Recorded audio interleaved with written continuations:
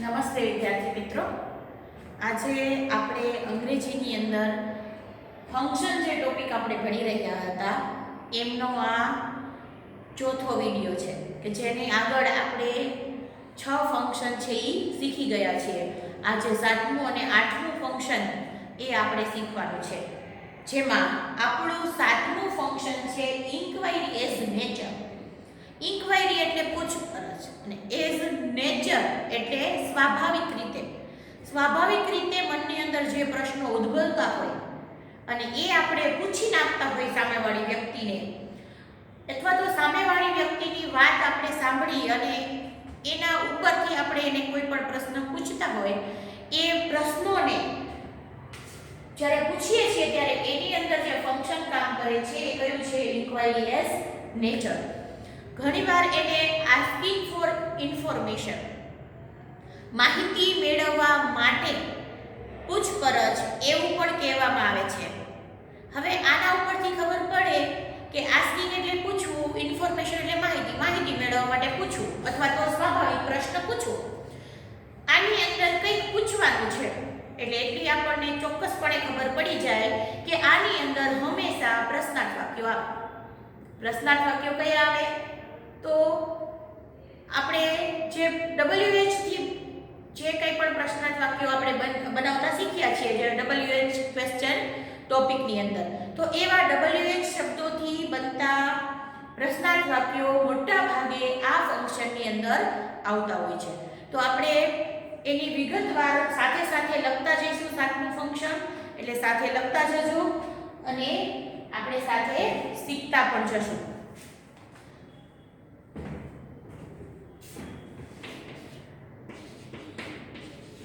કંઈક માહિતી મેળવવા માટે અથવા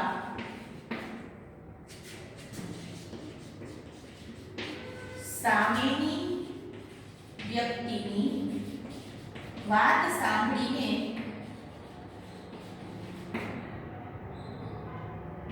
મનમાં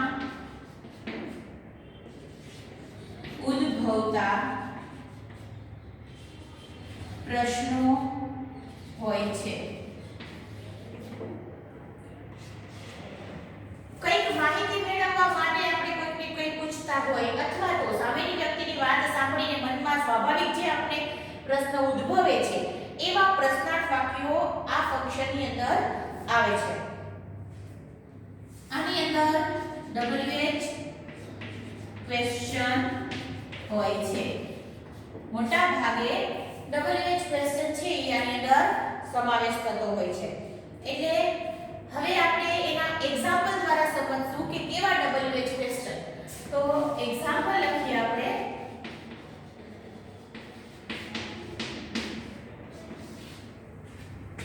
એક્ઝામ્પલની અંદર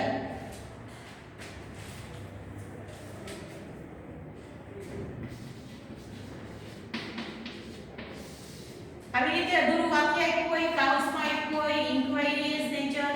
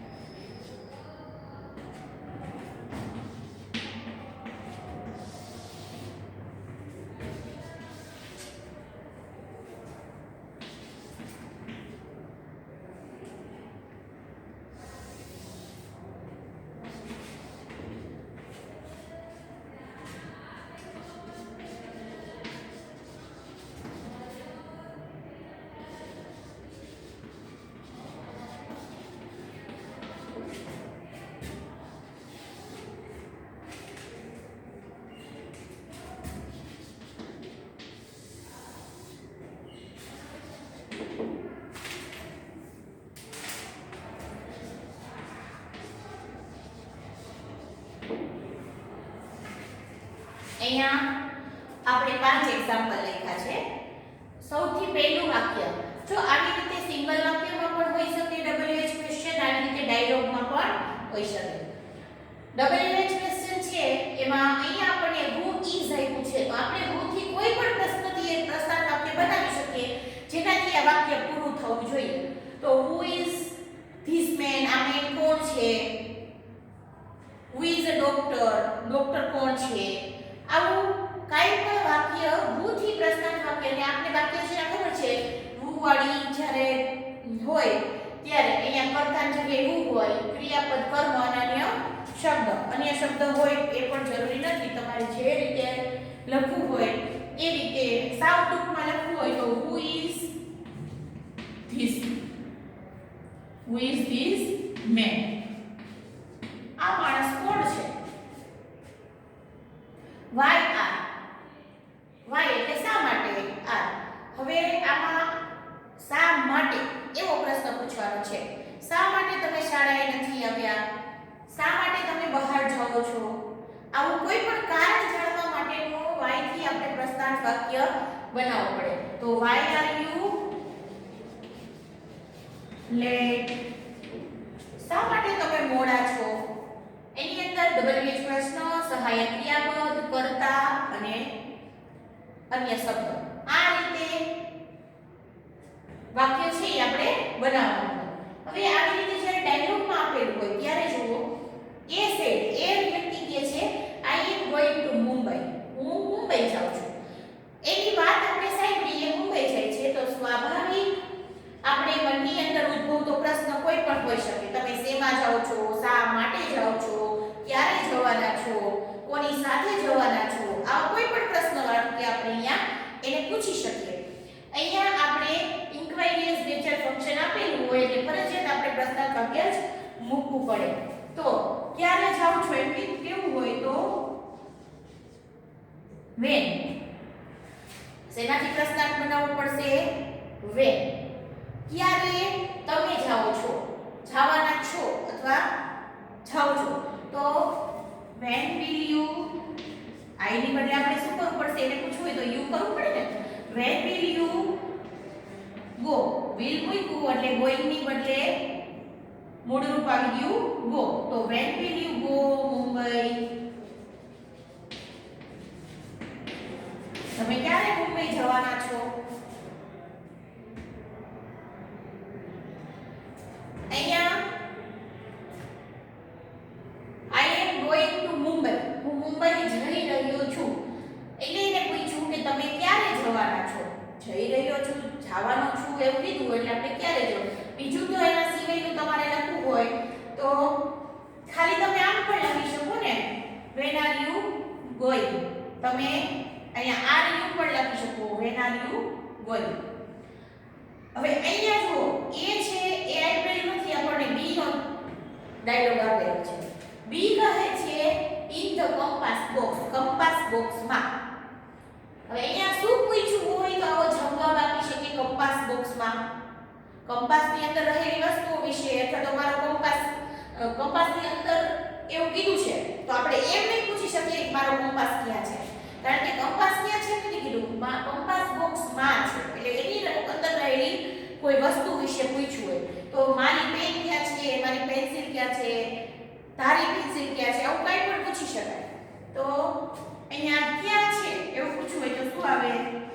where is my pen, where is my pen, મારી પેન ક્યાં છે? તો આવો જવાબ આપી શકે ને, in the compass box, compass બોક્સમાં. એ છે એને શું એવું પૂછ્યું હશે કે બી એવો જવાબ આપે 50 છોકરાઓ, તમારી ટીમમાં કેટલા છોકરા છે, તમારા વર્ગમાં કેટલા છોકરા છે, આવું કેટલા પૂછ્યું હશે સંખ્યા, ત્યારે 50 જવાબ આપ્યો હશે. હવે આને કેટલા એમ સંખ્યા પૂછવું હોય તો હાઉ મેની થી પ્રશ્ન બનાવવો પડે. તો આપણે પ્રશ્ન કેનાથી બનાવશું? How many.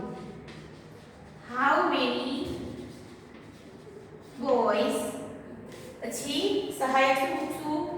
R here in your class. How boys are there in your class? તમારા ક્લાસમાં કેટલા છોકરાઓ છે? ત્યારે આવો જવાબ આપ્યો હશે ને કે 50 છોકરાઓ છે. તો આ રીતે આપણે WH ક્વેશ્ચન છે એ બનાવવાના હોય અને જ્યાં પણ WH ક્વેશ્ચન આપેલું હોય એના માટેનું ફંક્શન હંમેશા શું થાય? Inquiry as nature. આટલું સાતમું જે ફંક્શન છે એ તમે પાકી બુકમાં લખી લો 2 મિનિટ પોઝ કરીને, પછી આપણે આ ભૂસી અને આઠમું ફંક્શન છે એ શરૂ કરીશું.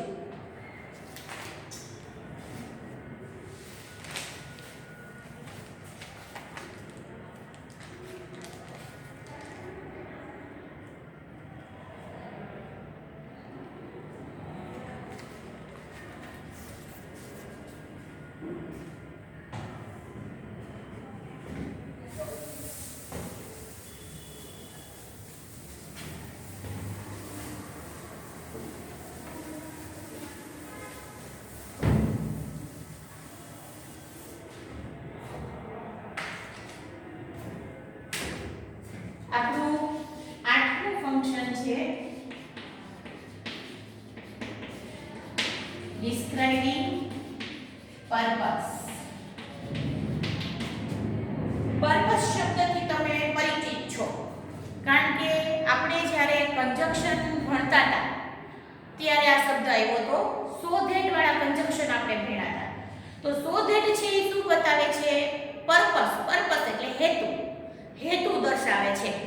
હેતુ એટલે કેવી રીતે કે કોઈ વ્યક્તિ છે કોઈ કાર્ય કરે છે તો એ કાર્ય કરવા પાછળનો એનો કોઈક ને કોઈક હેતુ રહેલો હોય.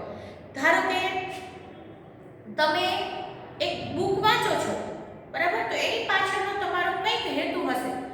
કાં તો એ પરીક્ષામાં પૂછાવાનું હશે, અથવા તો તમે નવરા હશો, ટાઈમ નહીં જતો એટલે બુક વાંચો છો, અથવા તો તમારે એમાંથી કંઈ જાણવું છે. તો આવું કોઈક ને કોઈક હેતુ કોઈક ને કોઈક કાર્ય માટે રહેલો હોય.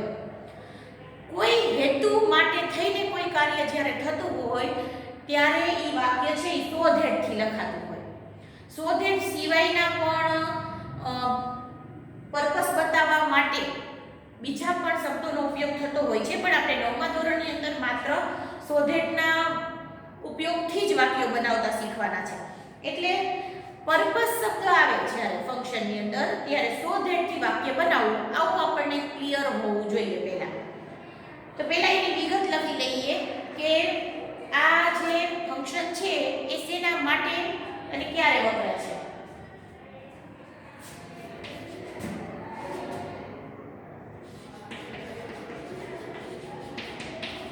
વાક્યની અંદર હેતુ દર્શાવેલ હોય છે. કોઈ કાર્ય કરવા પાછળનો હેતુ દર્શાવેલ હોય છે અને સો ધેટ નો વાક્યમાં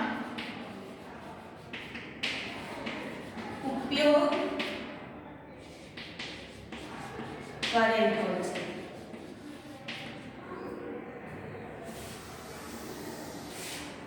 સો ધેટથી આપણે પર્પસ દર્શાવવા માટે આપણે સો ધેટના ઉપયોગથી વાક્ય બનાવવાના છે. વાક્ય કરવા કઈ કાર્ય કરવા પાછળનો શું હેતુ છે એ વાક્યમાં સો ધેટ પછી હંમેશા એ હેતુ દર્શાવેલો હોય. સો ધેટ પછી શું દર્શાવેલું હોય? હેતુ દર્શાવેલો હોય. અને આ હંમેશા ભવિષ્યકાળની અંદર જ આવે છે. એટલે સો ધેટ અને પ્લસ હંમેશા શું હોય? હેતુ દર્શાવતું વાક્ય. અને આ હેતુ દર્શાવતું વાક્ય છે એ હેતુ દર્શાવતું વાક્ય આપણે જ્યારે લખતા હોઈએ ત્યારે હેતુ દર્શક વાક્યમાં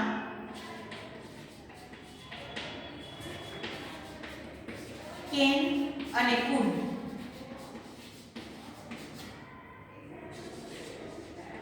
ઉપયોગ થાય છે. શેનો ઉપયોગ થાય? કેન અને કુડનો ઉપયોગ થાય. વર્તમાન હોય કે ભવિષ્ય હોય તો કેન આવે અને ભૂતકાળમાં કોઈ વાત થતી હોય તો કુડ આવે. તો આ કેન અને કુડનો ઉપયોગ આપણે કરી શકીએ. હવે એના એક્ઝામ્પલ જ્યારે આપણે લખીએ ત્યારે જુઓ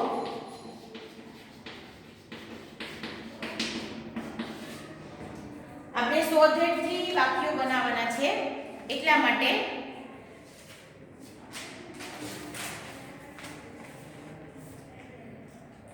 પહેલું વાક્ય છે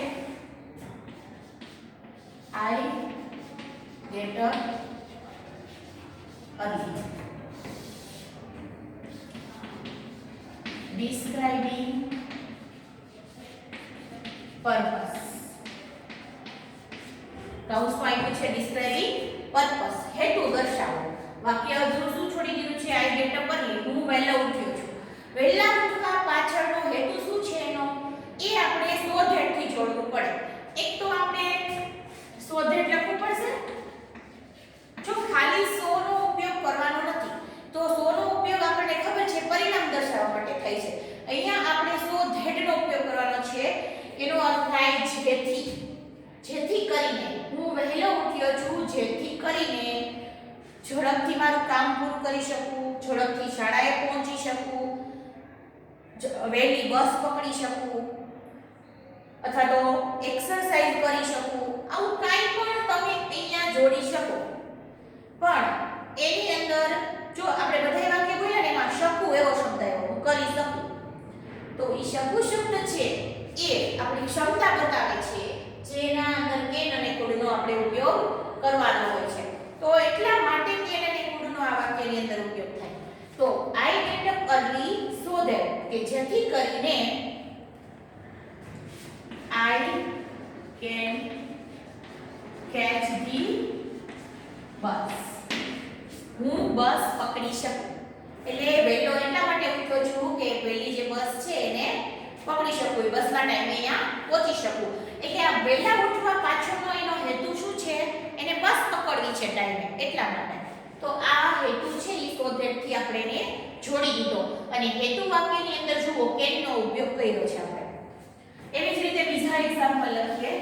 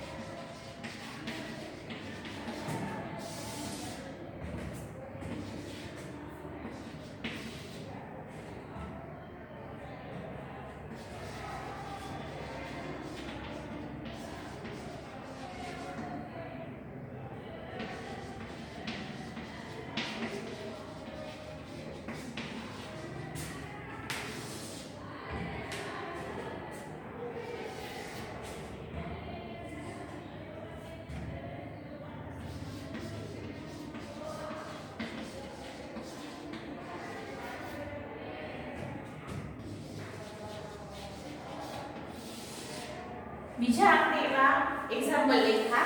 હવે આપણે એ વાક્ય પૂરા કરશું. બીજું વાક્ય જુઓ, he works hard, એ સખત મહેનત કરે છે. તો સખત મહેનત કરવા પાછળનો એનો કંઈક ને કંઈક હેતુ હશે.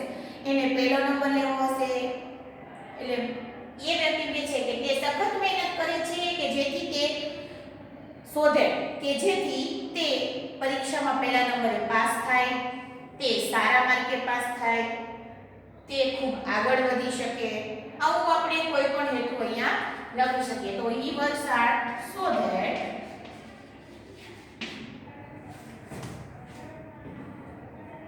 he can get good marks. A good marks, Sara marks મેળવી શકે. રાજ વોક્સ ફાસ્ટ. જો ઘણી વખત આ શોધેડ સિવાય ખાલી ટુ નો ઉપયોગ પણ થતો હોય છે. he works hard to get good marks. તો આની જગ્યાએ સીધું જે અહીંથી આ છે એની જગ્યાએ અહીંયા સીધું શું આવી જાય? ટુ. તો જો he works hard to get good marks, એટલે શું થઈ ગયું? તે સખત મહેનત કરે છે સારા માર્ક્સ મેળવવા માટે. તો અહીંયા ટુ થી પણ પર્પસ છે એ દર્શાવી શકાય છે. તો કોઈ જગ્યાએ તમારે આવી રીતે સીધું લખવું હોય તો પણ તમે લખી શકો છો. આ એક એક્ઝામ્પલ એટલા માટે તમને મેં સમજાવ્યું કે જેથી કરીને તમને ખબર પડે કે આ રીતે પણ વાક્ય સો ધેટ સિવાય પણ બની શકે છે. રાજ વોક્સ ફાસ્ટ. રાજ છે એ ઝડપથી ચાલે છે. સો ધેટ જેથી કરીને હવે સમયસર ત્યાં પહોંચી શકે, સૌની પહેલા પહોંચી શકે. આવું આપણે અહીંયા એનું હેતુ છે એ દર્શાવી શકીએ. તો આપણે ત્રીજાની અંદર આપણે હેતુ દર્શાવશું. So that he can reach the station early. સ્ટેશને ઝડપથી એ પહોંચી શકે, વહેલો પહોંચી શકે. Ramjibhai uses tractor. રામજીભાઈ ટ્રેક્ટરનો યુઝ કરે છે જેથી કરીને, એટલે કે સો ધેટ એ સારો ઝડપથી પોતાનું કામ કરી શકે અથવા તો ખેતર છે એ સારી રીતે ખેડી શકે. આવું આપણે કાંઈ પણ લખી શકીએ. અહીંયા ખેતરને લખવું પડે કેમ કે ટ્રેક્ટરનો વાક્ય એમાં આપણે આપેલું છે. તો રામજીભાઈ યુઝિસ ટ્રેક્ટર. રામજીભાઈ ટ્રેક્ટરનો ઉપયોગ કરે છે સો ધેટ કે જેથી કરીને he can work fast in his farm. તે તેના ફાર્મમાં ઝડપથી કામ કરી શકે એટલા માટે ઉપયોગ કરે છે. She go to bed early. તેણી વહેલી સૂઈ જાય છે અથવા તો વહેલી સૂઈ ગઈ છે. સો ધેટ જેથી કરીને સવારે વહેલી ઉઠી શકે, પૂરી નીંદર કરી શકે. એ અહીંયા આપણે કારણ નથી દર્શાવવાનું કે થાકી ગઈ છે એવું નહીં, પણ શું કામ વહેલી સૂઈ ગઈ છે, કાલે સવારે એને શું કરવાનું છે એ હેતુથી વહેલી સૂઈ ગઈ છે એ આપણે કહેવાનું છે. તો she go to bed early so that she can wake up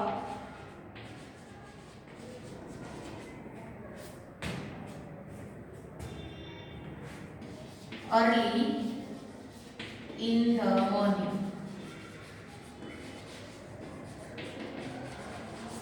E morning ની અંદર આવતીકાલે સવારે એ વહેલી ઉઠી શકે એટલા માટે ઈ વહેલી સૂઈ ગઈ છે. તો એની વહેલી સૂવા પાછળનો હેતુ શું છે? સવારે વહેલી ઉઠી શકે.